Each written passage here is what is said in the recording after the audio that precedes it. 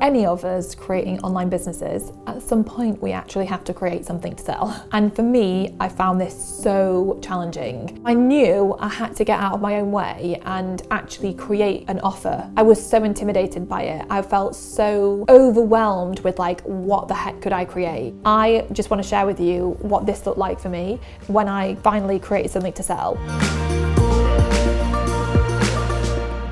The idea for me personally at that point in time of creating a course just felt absolutely terrifying. My brain just went into like this chaos of like just thinking, oh my gosh, like I just couldn't do it. So I decided that I was going to create a membership. I felt like creating a membership felt more doable because it was something that I didn't need to be this perfect massive course, and I can evolve it as I go. For those first 2 years of building the Female Entrepreneur Association, I focused solely on like building up my audience because I was stuck in my own way and just felt like I couldn't create anything to sell. But that was a real benefit actually, because it enabled me to build up a really decent sized audience on social media and also on email. So that meant when I actually did launch something, it put me in a much stronger position. All the steps I shared in previous episodes about doing that networking and building your audience, like follow those steps because it's the most important thing you can do, no matter whether you're going to launch a course or a membership or you're going to have a service.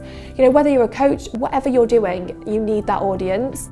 In 2013, when I set the goal to create a membership and I was like, right, I'm doing it, I'm gonna make this happen this year, I actually put a survey together that I emailed out to my audience and I sent out on social media. And I asked people so many questions around like, if I created a membership, would you be interested in joining? Would you pay monthly? Would you pay annually? And firstly, if you were gonna create an online offer, it's really powerful if you do have an audience on social media or an email list to ask, because you can actually co-create with your audience. You don't have to figure it all out by yourself. 80 or 90% of people came back saying, yes, they'd be interested in joining the membership. So I was like, okay, people are saying yes, I need to do this. I decided that I was going to create a bundle of business love once a month. So basically a bundle of content that would be helpful for women in business. I was going to do a live goal setting and planning workshop, and we were going to have an online community like where people could connect with each other. And so that was basically it. So I decided my first bundle of business love was going to be on like how to condition yourself for success, which was like a topic that I personally really, really love.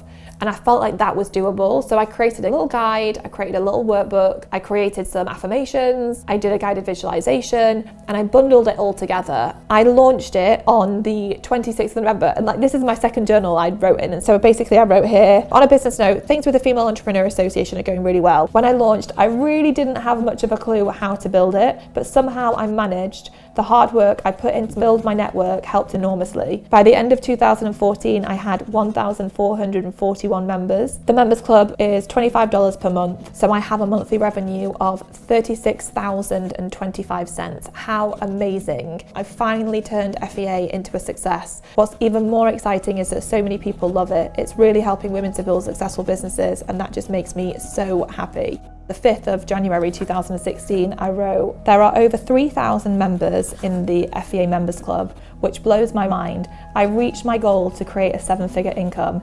In fact, last month was my first ever 6-figure month. So insane. I did it. And because of that success, I've been able to do such cool things like go on holiday to the Maldives, somewhere I always wanted to go, travel first class because it looked so exciting, buy my own home and renovate it, be able to hire brilliant coaches and have a personal trainer to help me stay fit, travel to California and spend lots of time there. But I think the thing that makes me so happy is that I'm able to donate $12,500 to build a classroom in Kenya.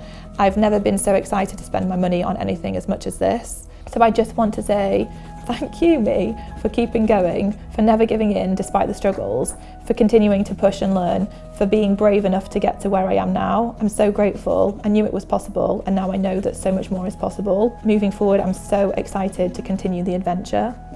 God, it makes me want to cry reading this. Because if you've been watching along with this series I've been doing, you'll know that for the first 2 years of FEA, I didn't make any money. I was stuck in my own way. I had really big money blocks. I completely ran out of money and I was questioning it. Should I keep going with this? Should I just quit and go and get a job? And there were so many moments where I felt like quitting because it felt so hard and overwhelming to figure out how am I going to do this. And my biggest problem was myself. My biggest problem was I was stuck in my own way. So many of us have so much value inside of us to give. We have so much knowledge, we have so much experience and expertise. Often we don't even recognize it because we are ourselves and we just assume that everyone else knows what we know.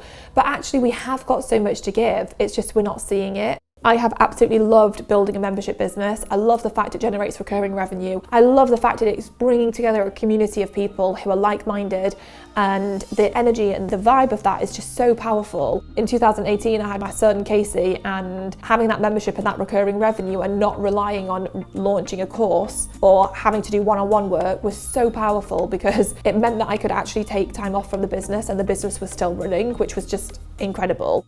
For me, getting started with a membership, I just obviously thought about what am I going to offer every month, which I said, bundle of business love, a goal setting and planning workshop, and the community. Honestly, from there, I just let it evolve. I didn't overthink it. I think, yes, it's so helpful going and learning from people on like, how do you create a successful online membership? How do you create a successful online course? That's really powerful. However, I sometimes think we then overthink it all and we think, well, it's got to have this and it's got to have this and it's got to have this. And before we know it, it's just too much. I think it's just important to start where you're at with what you've got, with what you know, and just get going. The biggest thing you can ever do is just take that leap and get that ball rolling and figure it out as you go. I really believe that, otherwise it's so easy for us to overthink and talk ourselves out of doing anything whatsoever because we just don't feel like we're ready.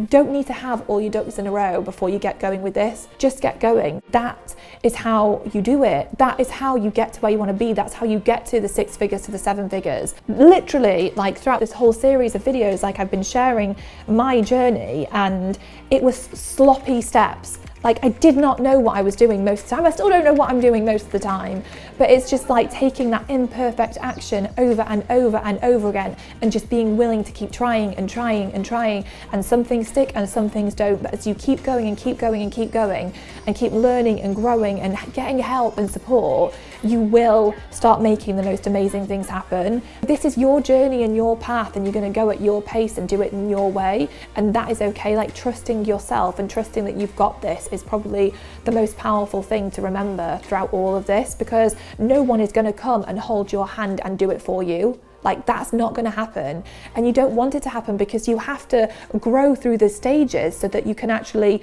be at the level you're at. Someone can't just lift you up and take you there. Whatever you feel inspired to create, go and create it. Literally as well, I'd highly recommend you getting a journal if you don't already have one, to document your journey, because it's so incredible to look back on. And when you're writing in your journal, write it from the perspective that one day it will be published and you will share your story, and it will be this most incredible journey that you went on and that you achieved the most amazing things. In the next episode, I really want to dive a little bit deeper into how I put together my membership content and what membership content I really created, and also how I began to collaborate with people to create content for my membership, because I know so many people in this audience are interested in creating membership sites. So I will see you in the next episode, and if you have any questions whatsoever, let me know, leave me a comment, and you know I'm always here to help support you to make this your reality too, because you can do it. And I'm excited for you to make it happen. If you want more help to build a really successful online business, then come and take our quiz. We're going to ask you a few simple questions, and then after that we'll give you a personalized plan for how you can build a really successful business based on where you are at. Go and take it, the link is below, and I will see you in the next episode.